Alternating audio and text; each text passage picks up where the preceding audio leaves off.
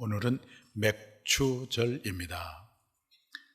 그동안 하나님께서 베풀어 주신 은혜를 발견하고 잃어버렸던 감사를 회복하고 성령의 기름 부음이 임하셔서 우리의 믿음이 열매 맺는 믿음이 되기를 바랍니다. 맥추절은 이스라엘 백성들이 출애굽하고 첫 곡식을 드리는 감사절입니다. 그래서 맥추절을 초실절이라고 하기도 하고 6월절로부터 50일째 되는 절기다 해서 오순절이라고 하기도 합니다. 맥추절은 이렇게 첫 곡식을 드리는 감사절이기도 하지만 이스라엘 백성들이 출애굽 후에 시내산에서 십계명을 받은 것을 감사해서 드리는 절기이기도 합니다. 하늘나라의 헌법이라고 하는 십계명을 받았다고 하는 것은 이제 이스라엘 백성들이 더 이상 애굽의 노예가 아니라 하늘나라의 친백성이라고 하는 강력하고도 확실한 증거였습니다. 그러니 얼마나 감사한 절기입니까? 그래서 이스라엘 백성들은 이 맥추절에 모두가 나와서 이렇게 감사하며 하나님 앞에 절기를 드렸던 것입니다.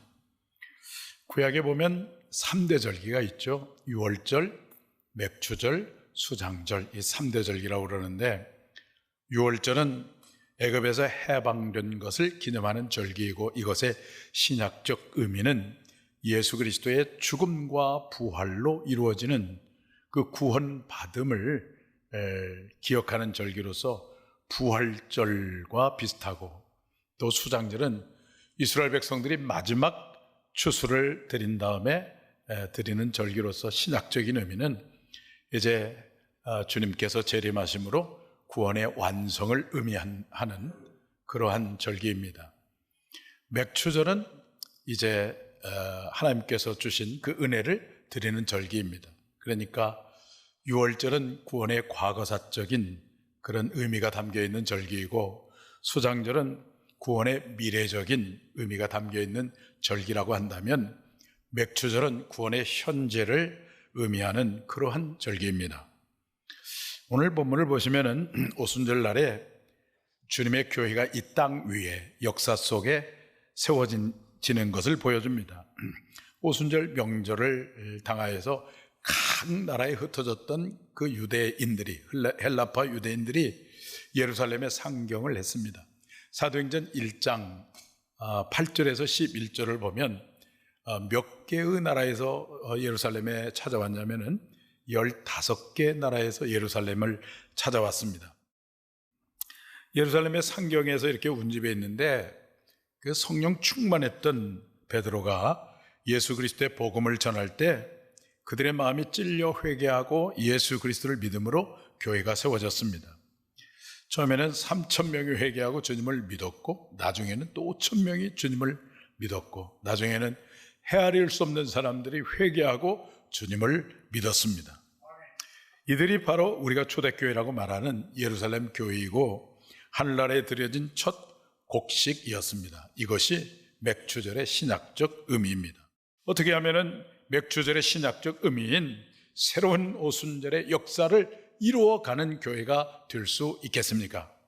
첫째는 우리가 모두 성령 충만을 받아야 합니다. 맥추절에 약속한 성령이 마가 다락방에 있는 120문도에게 임했습니다. 그들은 방언을 말하고 나아가 담대하게 복음을 전했습니다. 특별히 복음을 전했던 사도 베드로를 보십시오. 오늘 본문을 보시면 오순절에 예루살렘을 찾아온 유대인들에게 이 베드로가 거침없이 복음을 전하고 있어요. 38절 한번 읽어볼까요? 베드로가 이르되 너희가 회개하여 각각 예수 그리스도의 이름으로 세례를 받고 주사함을 받으라. 그리하면 성령의 선물을 받으리니. 성령 충만한 베드로의 입에서 거침없이 예수 그리스도의 복음이 선포되었습니다. 그가 성령 충만하기 전과 그가 성령 충만한 후에 변화는 엄청난 변화였습니다. 성령 충만하기 전에 그는 3년 동안 주님의 제자로서 열심히 훈련을 받았습니다. 뿐만 아니라 그물과 배와 친척을 버려두고 주님을 따랐기 때문에 베드로만큼 헌신한 사람이 없을 정도로 엄청난 헌신을 했습니다. 이 엄청난 훈련과 헌신을 3년 동안 했음에도 불구하고 예수님이 십자가에 돌아가실 때 나는 모르겠노라 하면서 계집종에게 3번이나 부인하고 도망가고 말았습니다. 그랬던 베드로가 완전히 달라져서 로마의 군인들의 위협이 있었고 유대인들의 위협이 있었지만 그럼에도 불구하고 담대하게 복음을 선포할 수 있었던 것은 바로 베드로가 성령의 충만을 받았기 때문인 것입니다. 성령을 충만히 받다 보니까 담대하게 예수 그리스도의 복음을 전했을 뿐만 아니라 성령 충만을 받고 보니까 구약의 성경 말씀이 예수 그리스도를 증언하는 말씀인 사실이 깨달아지게 되었습니다. 그래서 구약의 말씀을 가지고 예수 그리스도의 죽음과 부활을 선포함으로 많은 사람들이 회개하고 구원받는 놀라운 역사가 일어나게 되었던 것입니다. 여러분, 우리가 성령 충만하면 하나님의 말씀이 깨달아지고 그리스도가 경험되는 줄로 믿습니다. 성령 충만하면 하나님의 사랑이 경험되어지고 그 사랑이 흘러가게 되는 줄로 믿습니다. 성령 충만하면 우리 주님 부활의 능력을 체험하게 되어지고 영적인 권능이 임하여 복음이 말로만이 아니라 지식으로만이 아니라 큰 능력과 따르는 표적으로 증거되므로 회개의 역사가 일어나게 되는 줄로 믿습니다. 다락방에 있던 120문도들도 성령 충만을 받기 전에 그들은 굉장한 두려움 가운데 있었습니다. 목숨을 걸고 따랐던 스승인 예수님은 가장 중진의 형틀인 십자가의 죽임을 당했습니다. 로마의 군인들은 자기를 잡으려고 합니다. 그런가 하면 유대인들이 위협을 하고 있습니다. 그런데 그들은 한 가지를 붙들었습니다. 그들이 붙들었던 한 가지가 무엇입니까? 누가복음 24장 49절 말씀 보겠습니다. 볼저다 내가 내 아버지께서 약속하신 것을 너희에게 보내리니 너희는 위로부터 능력으로 입혀질 때까지 이 성에 머물라 하시니라. 주님께서 승천하기 전 제자들에게 마지막으로 약속하신 것인데 그 내용은 아버지께서 약속하신 것을 너희에게 보내리니 너희는 예루살렘을 떠나지 말고 이 성에 머물라 라고 하는 약속입니다. 아버지께서 약속하신 것이 무엇일까요? 바로 성령입니다. 제자들과 120문도들은 두려움과 불안 가운데 있었습니다. 그러나 그들은 두려우면서도 한편으로는 설레는 마음으로 오직 그 성령을 보내주겠다고 하는 약속을 붙들고 다락방에 들어가서 열흘 동안 금식하며 간절히 기도했습니다. 한 번도 맛보지 못했던 성령님, 한 번도 경험해 보지 못했던 성령님, 그런데 그 약속을 붙들고 열흘 동안 금식하며 간절히 그 약속의 성령이 우리에게 임하기를 간절히 기도했더니 마침내 오순절날 급하고 강한 바람 같은 소리가 가득하고 불의 혀처럼 갈라지는 것들이 그들에게 보여서 각 사람 위에 하나씩 임하더니 그들이 다 성령의 충만을 받았습니다. 성령 충만했던 그들은 그들이 도무지 알아들을 수 없는 방언을 말하기 시작했지만 먼 곳에 온 사람들은 모두가 자기들의 나라의 말로 그 말을 알아들으면서 바벨탑 사건 이후에 사람과 사람 사이에 막혔던 언어가 통일되어지는 놀라운 역사가 일어났습니다. 그뿐만 아니라 놀라운 사실은 그 방언을 통해서 그들은 하나님의 큰 일을 말함을 들었다라고 고백을 하고 있어요. 11절 말씀, 사도행전 2장 11절 말씀 다 같이 보겠습니다. 그레데인과 아라비아인들이라 우리가 다 우리의 각 언어로 하나님의 큰 일을 말함을 듣는도다 하고 그랬어요. 성령 충만한 가운데 나오는 말이 어떤 말이었느냐? 하나님의 큰 일이었어요. 하나님의 큰 일이 무엇을 말하는 것일까요? 구약에서부터 이어진 하나님의 구속의 역사, 아브라함을 부르시고 너로 큰 민족을 이루겠다고 하는 그 언약, 그리고 그 언약을 이루기 위해서 이스라엘을 출애굽을 하고 시내 산에서 언약을 맺어서 나는 너의 하나님이 되고 너희는 나의 백성이 되고 제사장 나라가 될 것이라고 하는 그 약속과 영원한 집을 짓고 하나님의 위가 끊어지지 않겠다고 하는 다윗의 언약과 그리고 수많은 선지자를 통해서 언약한 그 언약의 대상인 그리스도를 통한 그야말로 구원이 이루어지는 장엄한 구원의 사건을 그들이 방언을 통해서 말을 하게 되었다는 것입니다. 그들이 이렇게 성령 충만한 가운데 하나님의 일, 장엄한 구원의 사건을 말할 때 그들은 얼굴과 얼굴을 보며 이 어찌된 일인가 놀라고 의아했고, 이 성령의 경험이 없는 다른 사람들은 그들이 마치 새 술에 취했다고 조롱했습니다. 성령 충만했던 그들은 진짜 교회를 본 것입니다. 우리의 구원이신 예수 그리스도로 충만함을 보게 된 것입니다. 여러분, 우리가 성령 충만하여 장엄한 구원의 사건이 날마다 이루어지는 오늘 우리 교회가 진짜 교회가 되어지기를 주님의 이름으로 축원합니다. 왜 오늘날 탈교회 현상이 일어나고 있는 것일까요? 교회에 왔는데 헤겔은 보이고 칸트는 보이고 섹스피어는 보이는데 우리의 구원이요 생명이시고 진리이신 예수가 안 보이기 때문인 것입니다. 그래서 사실은 사람들은 몸부림을 치고 있습니다. 거기에 가야만 볼 수 있는 그분을 보게 해달라고 몸부림을 치고 있습니다. 각종 절기를 지키고 주일마다 예배를 드리고 수많은 프로그램이 돌아가고 있는데 그들이 그토록 보고 싶어하는 예수가 없습니다. 화려한 예배당을 짓고 웅장한 노래가 주일마다 울려 퍼지고 있는데 그들이 정말 만나보고 싶고 보고 싶은 생명이신 예수님이 없습니다. 왜 이런 현상이 일어나는 것일까요? 성령님의 역사가 끊어져 버렸기 때문인 것입니다. 그러나 우리 한 분 한 분이 오순절 마가의 다락방에 모인 120문도처럼 갈급한 심령으로 성령을 사모하고 간절히 구하면 사막 한가운데 오아시스가 있어서 초목이 살아나고 짐승들이 몰려오는 것처럼 교회가 살아날 것입니다. 영적으로 목마른 인생들이 돌아오게 될 것입니다. 새벽 이슬 같은 청년들도 돌아오고 어린아이들도 돌아오게 될 것입니다. 어떻게 성령 충만을 받을까요? 가장 먼저는 성령님을 인정하는 것입니다. 바람은 보이지 않지만 존재하는 것처럼 성령님도 보이지 않습니다. 그러나 분명히 존재하십니다.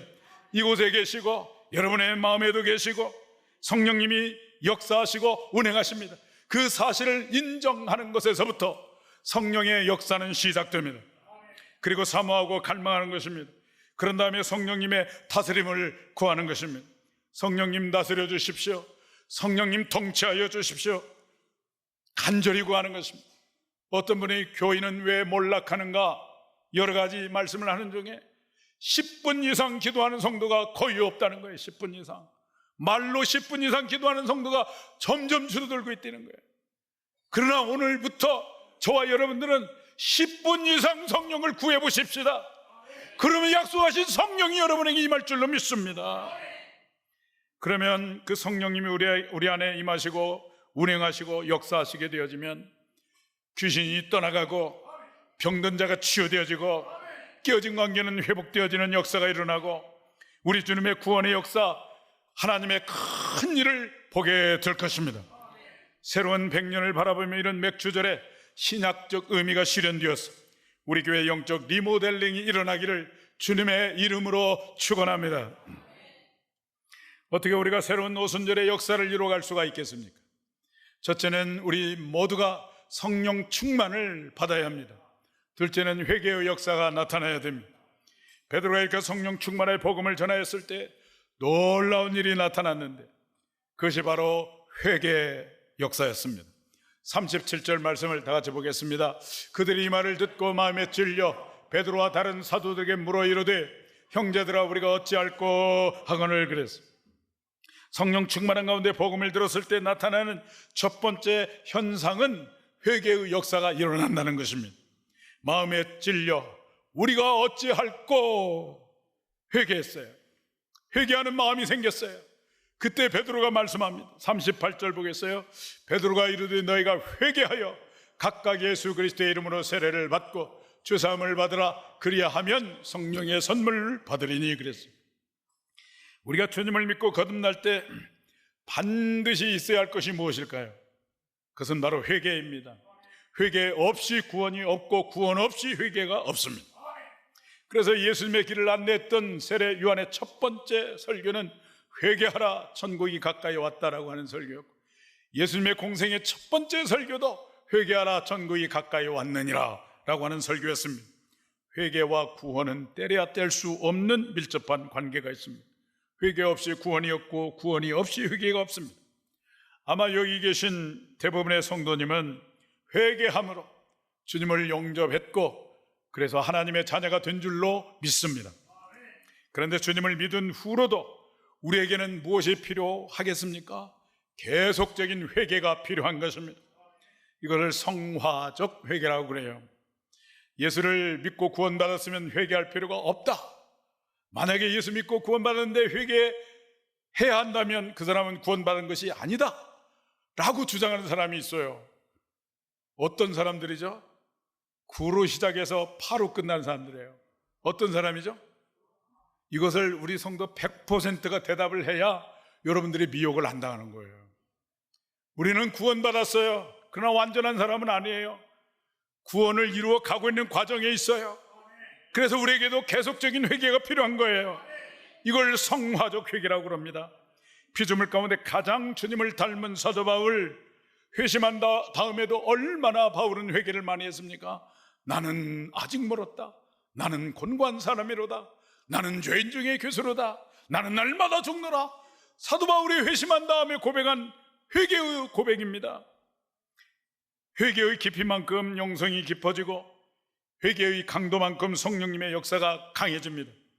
우리나라 1907년 평양 대부흥은 장대현 교회 부흥 집회 때에 길선주 장로님이 공개적 회개를 통해서 강력하게 성령님이 임재하심으로 평양 대부흥이 출발했어요.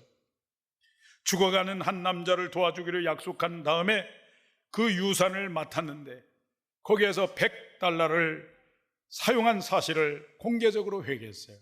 근데 이 회개 때문에 그 교회 전체에 성령님의 강력한 임재가 나타나고 울며 회개하고 기도하기 시작하다가 그 성령의 불이 붙어가지고 그 평양 원산 일대에 놀라운 부흥이 일어나게 되었습니다. 여러분, 교회는 이 세상 안에 있지만 결코 세상에 속하지 않은 하나님께 속한 하나님 나라의 공동체인 줄로 믿습니다. 그래서 사도 바울이 로마 교인에게 말씀하실 때 너희는 이 세대를 본받지 말아라 이렇게 말씀하고 있는 것이 아니겠습니까? 그럼에도 불구하고 교회를 구성하고 있는 성도들의 가치나 이 세상 사람들의 가치나 별로 차이가 없다는 거예요. 이게 세속화입니다. 그런데 어떤 유진 피터슨이라고 하는 목사님은 이 세속화의 근본적인 원인이 하나님의 임재 없이 예배 드림에 있다라고 지적을 했어요. 교회와 하나님의 임재가 사라진 다음에 교회와 정치인들의 구호가 비슷해졌습니다. 교회는 정치적 구호가 난무한 가운데 갑자기 교회가 무례해졌어요. 싸나워졌어요. 여러분, 어떻게 해야 될까요? 회개해야 되겠죠. 저부터 회개하고 우리 교회부터 회개해야 되겠습니다. 주님의 임재 없는 형식적인 예배를 회개합시다. 무엇보다도 교회의 무례함, 교회의 싸나움을 회개합시다. 주님의 임재 없는 형식적인 예배를 회개합니다. 저의 무례함, 저의 싸나움을 회개합니다. 느헤미야가 조국 이스라엘을 대신하여 수일 동안 울며 금식하며 회개한 것처럼 회개하는 것입니다. 회개할 때 우리의 무뎌진 심령이 뜨거워질 것입니다. 잃어버린 처음 사랑이 회복될 것입니다. 그리고 교회는 다시 세상의 희망이 될 것입니다. 여러분, 회개함으로 이런 축복이 우리 모두에게 임하게 되기를 축원합니다. 어떻게 우리가 새로운 오순절의 역사를 이루어갈 수가 있을까요? 첫째는 우리 모두가 성령 충만을 받아야 됩니다.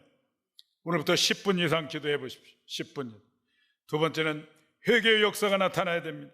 세 번째는 신년의 공동체가 이루어지는 것입니다. 회개함으로 주님을 믿고 성령 충만하니까 거기에 모여있던 사람들이 다 주님을 믿었습니다. 오늘 본문에 보니까 주님을 믿었던 사람이 몇 명이라고 그래요? 3,000명이라고 말합니다. 그런데 이 많은 사람들의 삶이 너무너무 아름다워서 사람들에게 칭찬을 받기 시작했어요. 사도행전 2장 47절 말씀 다 같이 보겠습니다. 하나님을 찬미하며 또 온 백성에게 칭송을 받으니 주께서 구원받는 사람을 날마다 더하게 하시니라. 이 많은 사람들이 사람들에게 칭송을 받았어요. 저들은 정말 다른 사람이다. 저들은 구별된 사람이다. 그렇게 칭찬을 받았어요. 어떻게 칭송받고 날마다 구원받는 자의 수가 더해갈 수가 있었을까요? 사실 그 당시에 주님의 제자를 비롯한 초기 성도들은 두려움 가운데 있었습니다. 많은 오해도 받았습니다. 남녀가 같이 모여서 삶을 나누고 함께 하나님을 예배하니까 성적으로 문란한 집단이라고 하는 오해를 받았습니다. 모일 때마다 성찬식을 하게 되니까 인육을 먹는 집단이라고 하는 오해를 받았어요. 로마의 핍박이라고 하는 두려움 가운데 있었습니다. 그럼에도 불구하고 초대교회 성도들이 칭송을 받을 수 있었던 것은 그들만이 세상 사람들이 도저히 흉내낼 수 없는 독특한 공동체를 이루었기 때문인 것입니다. 이사야 선지자를 비롯한 구약의 선지자들이 예언했던, 꿈꾸었던 그 신년의 공동체가 그들 가운데 이루어졌기 때문입니다. 그 공동체의 모습을 오늘 보면 42절에 이렇게 말씀해 주고 있어요. 한번 읽어볼까요? 그들이 사도의 가르침을 받아 서로 교제하고 떡을 떼며 오로지 기도하기를 힘쓰니라 그랬어요.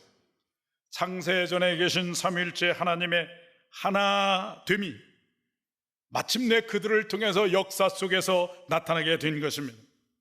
각 가정에서 모일 때마다 그들은 사도의 가르침을 받았어요. 사도는 12명밖에 안 되는데 그 수백 개의 가정교회가 어떻게 사도의 가르침을 받을 수가 있었을까? 우리 교회로 말하면 목자 같은 가정교회의 지도자들이 사도들에게 말씀을 듣고 들은 말씀을 각 가정교회에 가서 전수해 줌으로 모두가 사도의 가르침을 받음으로 교회의 통일성이 이루어지게 된 것입니다.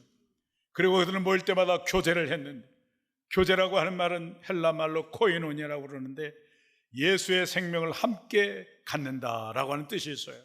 내가 만난 예수님, 지금도 내 안에 계시는 예수님, 나를 이렇게 변화시킨 예수님을 삶의 나눔을 통해서 간증할 때 성령의 교통하심을 통해서 그 예수 그리스도의 생명이 옆에 있는 지체들에게 흘러가는 것입니다. 영적인 역동성이 나타나는 것입니다. 이것이 코이노이아예요. 이것이 교제예요. 그러면서 함께 공동의 식사를 하면서 우리가 한 가족인 것을 경험하고 합심하여 간절히 기도하고 기도하기 때문에 그들은 세상 사람들이 흉내낼 수 없는 독특한 공동체, 신년의 공동체가 이루어지게 된 것입니다. 오늘 우리가 맥주절을 맞고 있는데 맥주절의 신약적 의미는 우리가 모두 이와 같은 공동체를 이루는 것입니다. 우리가 예배당만 왔다 갔다 하고 이런 공동체의 경험이 없으면 우리가 주님을 닮아가기가 쉽지 않습니다.